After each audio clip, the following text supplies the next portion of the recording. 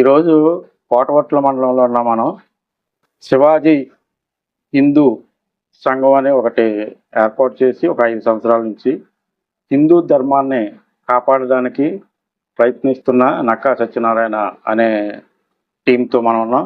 అయితే ముఖ్యంగా హిందూ ధర్మాన్ని కాపాడవలసిన అవసరం ఏంటి? మొట్టమొదటిగా హిందూ ధర్మమే భారతదేశంలో ఉంది, కానీ దాన్ని మళ్ళీ ఈరోజు మనం కాపాడడం ఏంటి? దాని మీద ఆయనతో మనం అడిగి తెలుసుకుందాం. సార్ నమస్తే అండి. నమస్తే అండి. హిందూ ధర్మాన్ని కాపాడాలని మీ మనసుకి అనిపించిందా?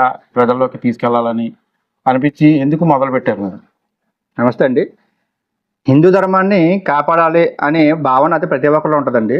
అయితే ఎందుకు కాపాడాలి, దేనికోసం అనుకుంటే మన హిందువుల కోసం మిగిలిన ఏకైక దేశం మన భారతదేశం అండి. వేరే దేశంలోని మన హిందూ ధర్మం లేదు. అంటే ఒకప్పుడు ప్రపంచవ్యాప్తంగా ఉన్న మన హిందూ దేశం వ్యాపారాల పేరుతోటి లేదంటే మత మార్పిడి పేరుతోటి మతాన్ని వ్యాప్తి చేసుకొని ప్రపంచం మొత్తం కూడా ఈ ముస్లిం అలాగే క్రైస్తవ మతాలు ఏవైతే ఉన్నాయో ఆక్రమించుకొని ఉన్నాయి. ఇప్పుడు మిగిలిన ఏకైక దేశం ఏదైనా ఉందంటే భారతదేశం మాత్రమే హిందూ ధర్మం నిలబడి ఉన్న దేశం.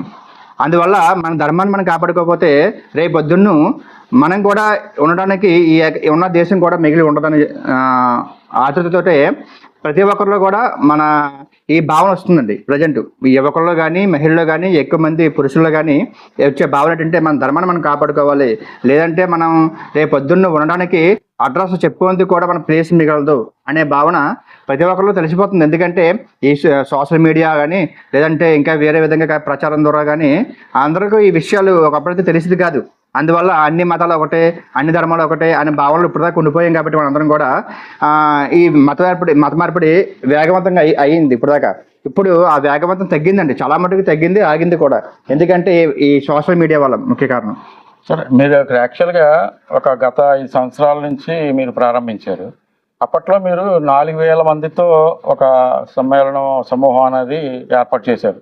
ఇప్పుడు సడన్గా డిసెంబర్ 1కి మనకి 8,000 మందితో ఈ సభ అనేది ఏర్పాటు చేస్తానని ఈ ముందు మరి మీరు ప్రయత్నిస్తున్నారు. ఏంటి అసలు మరి 3,000 5,000 ఈ లెక్క ఏంటి? అసలు 8,000 ఇలాగ మీరు ఎందుకు కౌంట్ అయినా వేసుకుంటున్నారు? అంటే ఇది కౌంట్ కాదండి, మా అంచనా ఇంతమంది వస్తారని చెప్పేసి మా ఆలోచన అంతే. ఇప్పుడు 4,000 అనే ఫిగర్ ఏమి పెట్టుకోవట్లేదండి. 2023లోని అంటే మేము చేస్తే 2015 నుంచి కూడా ఈ సనాతన ధర్మం మీద ప్రతి గ్రామంలో కూడా మంచి కార్యక్రమాలు చేయడం వల్ల మాకున్న పలుకుబడికి మాకున్న నమ్మకానికి మా మీద ఉన్న నమ్మకానికి ప్రజలకి మేము పిలిస్తే వాళ్ళు ఎక్కడికైనా సరే వచ్చే విధంగా ఉన్నారు ప్రతి గ్రామంలో కూడా. ఆ విధంగానే 2023లో హిందూ మహాసమ్మేళనం పెడితే 4,000 మంది సంఖ్య వచ్చిందండి మా సంఖ్య. అయితే ఇప్పుడు 2023లో 4,000 వచ్చింది కదా, ఇప్పుడు పెట్టినప్పుడు కనీసం దాన్ని రెట్టింపు చేయాలా అనే ఆలోచన మాలో వచ్చింది. కాబట్టి కనీసం 8,000 మంది ప్లాన్ చేస్తున్నాం. 8,000 మంది రాకపోతే సరే కనీసం 6,000 మంది ఖచ్చితంగా దాటుతారని చెప్పేసి మా ఆలోచన. సరే, మీరు కోటవట్ల మండలంలోనే ఎందుకు తీసుకున్నారు, నర్సీపట్నం ఎందుకు తీసుకోలేదు? అంటే జిల్లాలో ఎక్కడా లేనిది మీరే ఇక్కడ స్టార్ట్ చేశారు.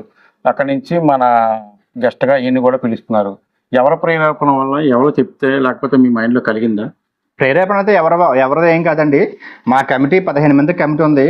మేము ఏదైనా అనుకుంటే ఏదైనా మా మనసులో, నా మనసులో కానీ ఎవరి మనసులో కానీ ఏదొచ్చినా సరే 15 మంది నిర్ణయించుకొని ఈ విధంగా చేస్తే బాగుంటుందని చెప్పేసి అనుకుంటాం. ఆ విధంగానే ముందుకెళ్తాం.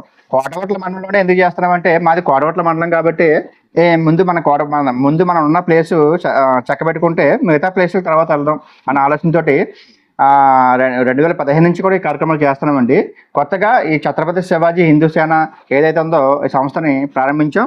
అయితే దానికి 15 మంది కమిటీతో ఏర్పడి ఇప్పుడు ఈ సంస్థ పేరు మీదుగా ముందు కోటవట్ల నుంచి ప్రారంభిద్దాం ఇద్దామని చెప్పేసి ప్లాన్ చేసుకున్నాం. మీరు ప్రజల్లోకి వెళ్ళి ఏమని బోధిస్తున్నారు? అసలు హిందూ ధర్మం గురించి మనం బోధన ఏంటంటే ఆల్రెడీ మనకంటే పూర్వీకులు పెద్దలు వీళ్ళందరికీ హిందూ ధర్మం, హిందుత్వం గురించి తెలుసు. సో అందులో స్పెషల్గా మీరు చెప్పే రీతిని బట్టి ఏం చెప్తున్నారు? అక్కడ వాళ్ళు ఏమంటున్నారు? యాక్చువల్గా అయితే ప్రవచనాలు అయితే మేము ఇవ్వండి. ప్రవచనాలు ఇచ్చిన వాళ్ళు చాలా మంది ఉన్నారు. పెద్దలు వాళ్ళు ఇస్తుంటారు, వాళ్ళు చెప్పి వింటుంటారు ప్రజలు. కానీ మేము చెప్పేటంటే మనం ఏ విధంగా ఉండాలి, మన ధర్మాన్ని ఏ విధంగా కాపాడుకోవాలి, మన దేవాలయాన్ని ఏ విధంగా రక్షించుకోవాలి. ఒక గ్రామానికి దేవాలయం ఆయుపొట్టండి.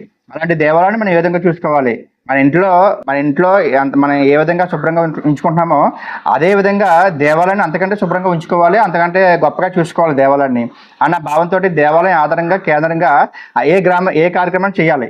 ఇంతకుముందు మన పూర్వీకులు ఇంట్లో పుట్టినరోజైనా పెళ్ళైనా ఏ శుభకార్యమైనా సరే దేవాలయం ఆధారంగా చేసేవారండి. హాస్పిటల్ అయినా దేవాలయానికి వచ్చేవారండి, ఒక చదువుకోవాలన్నా దేవాలయానికి వచ్చేవారు. అలాంటి దేవాలయాన్ని రోజు ఏ విధంగా చేశారంటే ఎప్పుడో ఏదో కార్యక్రమం వస్తే ఎప్పుడో సంవత్సరంకి ఒకసారి వెళ్ళే విధంగా తయారయ్యారు. అలా కాదండి, ప్రతి ఇంటిలి 10 కుటుంబం అంతా కలిపి దేవాలయానికి కనీసం వారం ఒకసారి ఖచ్చితంగా వెళ్ళాలి అన్న తీర్మానాన్ని తీసుకొచ్చాం. అంటే మేమే తీసుకొచ్చింది కాదు, పెద్దలందరూ కూడా చెప్పేదే. వారానికి ఒకసారైనా ఖచ్చితంగా కుటుంబ సమేతంగా గుడికి వెళ్ళాలి ఫస్ట్. ఆ తర్వాత ప్రతి వారం కూడా వారంలో ఒకరోజైనా సరే భజనలో పాల్గొవాలి, భజన చేయాలి ఆ దేవాలయం ఆధారంగా ఆ గ్రామంలోని. నెలకొకసారి ప్రతి పౌర్ణమికి సామూహిక హారతి అని చెప్పేసి ఆ స్వామివారికి హారతి ఇవ్వాలని చెప్పేసి ఆ సంకల్పం పెట్టుకున్నాం. అంతేకాకుండా ఏకాదశి 2 ఏకాదశి వస్తాయి, ఏదో ఒక ఏకాదశికి ఖచ్చితంగా ఆ స్వామివారిని గ్రామంలో తిప్పాలి. నగర సంకీర్తన అంటారు దాన్ని. గ్రామంలో తిప్పడం వల్ల ఏంటంటే ఆ గ్రామానికి ఎటువంటి చెడు ప్రభావం ఉన్న గ్రామంలోని ఆ గ్రామం నుంచి దూరంగా వెళ్ళిపోద్ది. స్వామివారి గ్రామంలోకి వెళ్ళడం వల్ల, ఆ సెక్టర్కి వెళ్ళడం వల్ల, నామ సంకీర్తన గ్రామంలో చేయడం వల్ల. అందుకని చెప్పేసి గ్రామాల్లో కూడా ఈ నగర సంకీర్తన కార్యక్రమాలు చేస్తున్నాం. ఆ విధంగా అన్ని గ్రామాల్లో కూడా మేము తీసుకొచ్చామండి గ్రామాల్లో. సో December 1st మీరు ప్రజలకి భక్తులకు కానీ రావడానికి ఇచ్చే మెసేజ్ ఏంటి? ముఖ్యంగా మన హిందూ బంధువులకి తెలియజేసేది ఏంటంటే డిసెంబర్ 1న జరిగే హిందూ మహాసమ్మేళనం ఏదో కొంతమంది కోసం జరిగే హిందూ సమ్మేళనం కాదు. ఇది మన హిందువుల ఐక్యత కోసం, ఆ హిందువుల బలం ఏంటో చూపించడం కోసం, మన హిందువుల సంఖ్య ఇంతమందికి ఎదురొస్తారు హిందువులు కూడా బయటికి, చాలా మందిలోని హిందువులు ఇంటి నుంచి బయట రారని చెప్పేసి భావన ఉంది. ఇంతమంది ఒక దగ్గర చేరుతారా, వచ్చి 1 గంట 2 గంటల పాటు కూర్చుంటారా అన్న ఆలోచన ప్రతి ఒక్కరిలో కదిలి రావాలని చెప్పేసి ఒక సంకల్పం తీసుకొచ్చినాం. దయచేసి ఈ ఛత్రపతి శివాజీ హిందూ సేన చెప్పేది ఒకటే, ప్రతి హిందువు కూడా, మన కోటవట్ల మండలంలో ఉన్న ప్రతి హిందువు కూడా, ఇతరులు కూడా, వేరే మండలం వాళ్ళు కూడా December 1 జరిగే ఏదైతే హిందూ సమ్మేళనం ఉందో కాటా దగ్గర, తెంగడు కాటా దగ్గర జరుగుతుంది హిందూ మహాసమ్మేళనం కోటవట్ల. దీనికి ముఖ్య అతిథిగా లలిత్ కుమార్ గారు, హిందూ జనశక్తి అధ్యక్షులు ఎవరైతే ఉన్నారో ఆయన హైదరాబాద్ నుంచి వస్తున్నారు. అందుకని అలాంటి వ్యక్తి ప్రసంగం వినడం అంటే చాలా అరుదు.